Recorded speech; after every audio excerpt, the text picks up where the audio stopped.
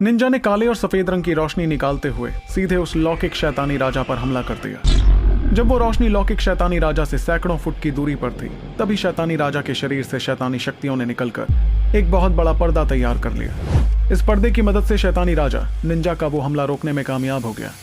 लेकिन जैसे ही निंजा का वो हमला नाकाम हुआ, तब तक निंजा खतरनाक शक्तियों के साथ तेजी से शैतानी राजा के पास पहुंच गया था। वहां पहुंचकर उसने इतनी बुरी तरह लौकिक शैतानी राजा को काटा जितने में शायद किसी और की मौत ही हो जाती। लेकिन शैतानी राजा की मुट्ठी में शैतानी शक्तियों का तूफान इकट्ठा होता गया और आखिर में उसने निंजा को जोरदार मुक्का जड़ दिया। पर इससे पहले कि वो मुक्का निंजा के शरीर से टकराता और उसे बुरी तरह जख्मी कर देता, अचानक से काले रंग की रोशनी उस शैतान के सामने आ गई। फिर एक बड़ा सा चांद सीधे उस मुक्के से टकरा गया। जब मीरांश दल के तीनों लीडर्स ने देखा कि किस तरह उनका वो हमला नाकाम हुआ, तो उनके चेहरों पर अजीब सी बेरहमी नजर आने लगी। एक झटके में उन्होंने अपने दूसरे हाथ को एक तलवार में बदल दिया, जिस पर ढेर सारी शैतानी शक्तियां इकट्ठा हो गई थीं।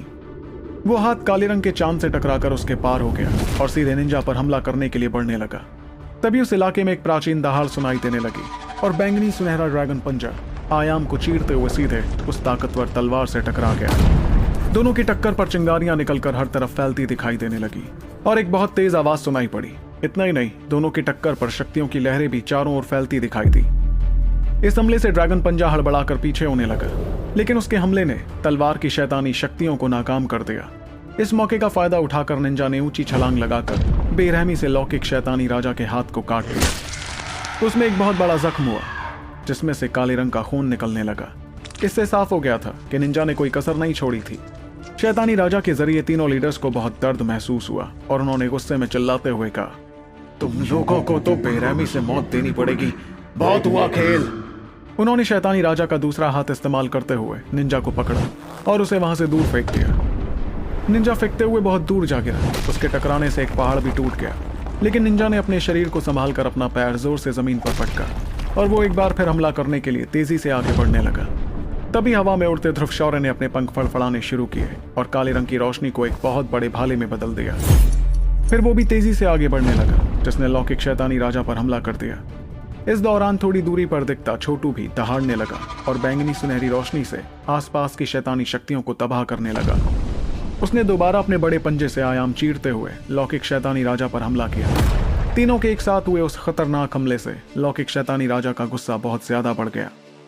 उसने तुरंत अपनी मुट्ठी कसते हुए शरीर से बेइंतहा शैतानी शक्तियां बाहर निकाली। वो शैतानी शक्तियां एक बहुत बड़े खंबे में बदल गई, जिसके तैयार होने पर जमीन पर बहुत बड़ी दरार नजर आने लगी।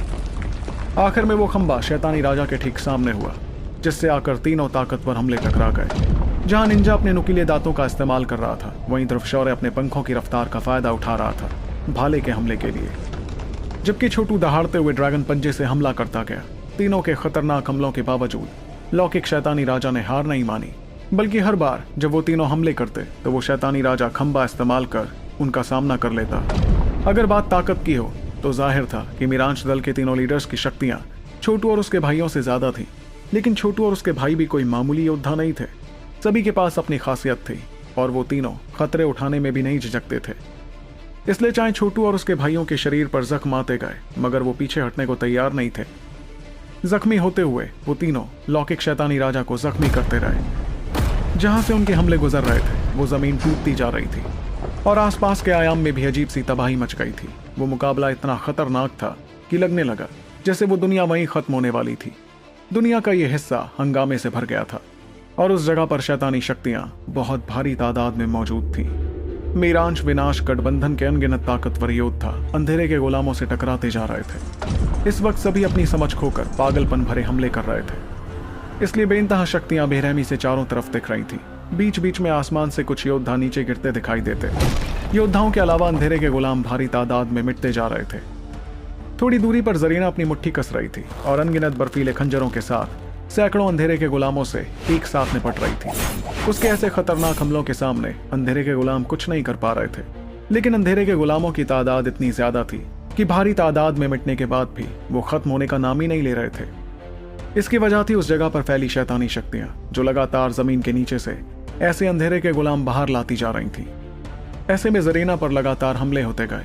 तभी जरीना पर पीछे से एक बड़ा ही खतरनाक हमला हुआ, जिसके चलते उसके चेहरे पर हल्की फिक्र दिखी। इतने में एक ताकतवर तलवार आगे आई और उसने पीछे से हमला करते शैतानों को खत्म कर दिया। जब जरीना ने पीछे मुड़कर देखा तो उसे दिखा कि सफेद कपड़े पहने एक लड़की खड़ी थी जिसने उसे बचाया था। एक नजर एक दूसरे की तरफ देखने के बाद दोनों ने अपनी अपनी नजरें वापस शैतानों की तरफ की। अंधेरे के गुलामों का सैलाब आता गया। भले ही वो शैतान योद्धाओं को जख्मी करने में नाकाम हो रहे थे, लेकिन वो योद्धाओं को उलझा कर तो रखे हुए थे। तभी जरीना ने गुस्से के साथ अपने दोनों हाथों की कील बदलकर बेइंतहा बर्फीली हवा निकाली, जिससे टकराते ही सैकड़ों अंधेरे के गुलाम एक झटके में जम गए। फिर उसकी नजर एक जगह पर हुई जहां सबसे खतरनाक मुकाबला हो रहा था। यह मुकाबला था लौकिक शैतानी राजा का, छोटू और उसके भाइयों के साथ। वो मुकाबला देखकर जरीना के चेहरे पर थोड़ी परेशानी नजर आने लगी। फिलहाल छोटू और बाकी दोनों अपनी जिंदगी खतरे में डालकर मुकाबला करते जा रहे थे। तभी जरीना ने देखा कि छोटू जिस बैंगनी सुनहरे ड्रैगन में बदला था वो तेजी से हमले का शिकार होकर बहुत पीछे जा गिरा। वो कुछ करने ही वाली थी कि अचानक पीछे से एक हाथ आया जिसने उसे रोकते हुए कहा, यहीं रुक जाओ जरीना। ये सुनकर जरीना ने देखा कि वो आवाज अरान्या की थी, जिसे देखकर उसने कहा, तुम ये क्या कह रही हो? क्या तुम्हें दिख नहीं रहा है कि वो लोग कितने खतरे में हैं? इस पर अरान्या ने धीमी आवाज में कहा, मैं सब देख रही हूं, मगर तुम्हें ऐसे मुकाबले में नहीं शामिल होना चाहिए। ये मामला उन तीनों भाइयों के बदले का है। ऐसे में अगर तुम वहां जाकर उनकी मदद करना चाहोगी तो ध्रुव को यह बात बिल्कुल पसंद नहीं आएगी, इसलिए यहीं रुक जाओ। यह सुनते ही जरीना का शरीर एक पल के लिए जम गया। वो कुछ कहने ही वाली थी कि उसे समझ आ गया कि अरान्या बिल्कुल ठीक कह रही थी। छोटू 3 साल पहले जब पूर्वी हिस्से से गया था तब वो तीनों लीडर्स से बदला लेने का वादा करके गया था। ऐसे में अब अगर उसकी मदद कोई और करता तो छोटू को यह बात बिल्कुल पसंद नहीं आती। तभी जरीना ने उस खतरनाक मुकाबले को देखा जिसमें छोटू और उसके भाइयों के शरीर से खून निकलता जा रहा था। फिर मजबूरी में जरीना ने अपनी मुट्ठी कसते हुए अपनी सारी भड़ास अंधेरे के गुलामों पर निकालनी शुरू कर दी। उसके इस रवैये से साफ हो गया था कि वो पहले से भी ज्यादा बेरहमी से हमले कर रही थी। वहीं उस जगह से दूर शैतानी खंबा खतरनाक शैतानी शक्तियों के साथ हमले करते जा रहा था। वो तेजी से आगे आया और निंजा से टकरा गया। निंजा दर्दनाक दहाड़ निकालकर बहुत पीछे जा गिरा। इसके बावजूद उसकी आंखों का पागलपन और जानलेवा इरादा गायब होने का नाम ही नहीं ले रहा था। वो एक बार फिर उठ खड़ा हुआ और तेजी से आगे बढ़ते हुए लौकिक शैतानी राजा के हाथ को काटने लगा। इस दौरान शैतानी राजा ध्रुव शौर्य पर हमला करने वाला था, इसलिए वक्त पर संभल नहीं पाया। इस बार निंजा ने इतनी जोर से उसका हाथ काटा कि उसमें एक बहुत बड़ा छेद हो गया। उस छेद से बहुत सारा काला खून निकलने लगा। तभी काले रंग की रोशनी के साथ एक बहुत बड़ा भाला सीधे उस शैतानी राजा के सीने के आर पार होने को आ गया। वो भाला किसी अवतार रैंक के ताकतवर योद्धा को भी मार देता, लेकिन वो शैतानी राजा के शरीर में थोड़ा ही अंदर जा पाया। इसी के साथ ड्रैगन का पंजा उस भाले के पीछे आया, जिसकी ताकत से वो काले रंग का भाला बहुत अंदर तक चला गया। वो भाला आखिरकार लौकिक शैतानी राजा के सीने के आर पार हो गया था, जिससे उस शैतानी राजा की दर्दनाक चीख निकली। लेकिन अगले ही पल तीनों लीडर्स के चेहरों पर बेरहमी नजर आने लगी। इसी बेरहमी के साथ तीनों ने कहा, तुम 3 कमबख्तों ने हमारे लौकिक शैतानी राजा को जख्मी कर दिया। तुम्हें पता भी है कि इसे ठीक करने में हमें कितनी मेहनत और कितना वक्त लगा था। तुम्हारी तो अब खैर नहीं। इतना कहते ही बेहिसाब शैतानी शक्तियां उस लौकिक शैतानी राजा के शरीर से निकलने लगी और चारों तरफ फैलने लगी। तभी उस शैतानी राजा ने अपना बड़ा सा मुंह खोला, जिसमें से शैतानी शक्तियों के बवंडर निकलते दिखाई देने लगे। ये बवंडर जानलेवा लग रहे थे, जिसे देखते ही किसी के भी रोंगटे खड़े हो जाते। पूरा इलाका जोर से कांपने लगा था, जिसमें उस शैतानी राजा के मुंह से एक अजीब सा खिंचाव निकलने लगा। वो बवंडर जितनी तेजी से घूम रहे थे, खिंचाव उतना ही ज्यादा बढ़ता जा रहा था। बल्कि वो खिंचाव इतना ज्यादा था कि छोटू और बाकी दोनों के बड़े शरीर भी खिंचते हुए शैतान के मुंह के अंदर जाने लगे। इसी के साथ एक अजीब सी काले रंग की रोशनी भी उस शैतान के मुंह से निकलने लगी। उस रोशनी ने निंजा को घेर लिया और वो और तेजी से शैतानी राजा के मुंह के अंदर जाने लगा। उस शैतानी राजा का मुंह किसी ऐसी अंधेरी खाई की तरह लग रहा था, जिससे वापस आना किसी के लिए भी नामुमकिन होता। निंजा हड़बड़ाते हुए दहाड़ने लगा और कोशिश करने लगा उस खिंचाव से जैसे तैसे बचने की। उसके शरीर से काले और सफेद रंग की रोशनी निकलती जा रही थी, मगर खतरनाक खिंचाव के सामने उसकी सारी कोशिशें बेकार साबित हो रही थी। वो मजबूरी और घबराहट में देखता गया कि कैसे वो शैतानी राजा के बड़े से मुंह के पास आता जा रहा था। ये देखकर ध्रुव शौर्य के चेहरे का रंग बदलने लगा और वो तुरंत अपने पंख तेजी से फड़फड़ाते हुए निंजा को बचाने के लिए आगे बढ़ा। पर ध्रुव शौर्य जैसे ही अपनी जगह से हिला तो शैतानी राजा ने शैतानी खंबे का इस्तेमाल कर शैतानी शक्तियों का हमला कर ध्रुव शौर्य को बहुत पीछे भेज दिया। तभी मीरांश दल के तीनों लीडर्स ने छोटू और उसके भाइयों की मजबूरी देखकर हंसते हुए कहा, आज तक कोई इस लौकिक शैतानी राजा की शैतानी खाई से नहीं बच पाया है और आज भी ऐसा ही होगा। निंजा बचने के लिए छटपटाने लगा, मगर वो खिंचाव के बहाव से बच ही नहीं पाया। जब उसे समझ आ गया कि अब उसके बचने का कोई रास्ता ही नहीं था, तो उसकी आंखों में मजबूरी की बजाय एक बेरहमी चमकने लगी। उसके शरीर से ढेर सारा खून निकलने लगा और उसका शरीर काफी बड़ा होने लगा।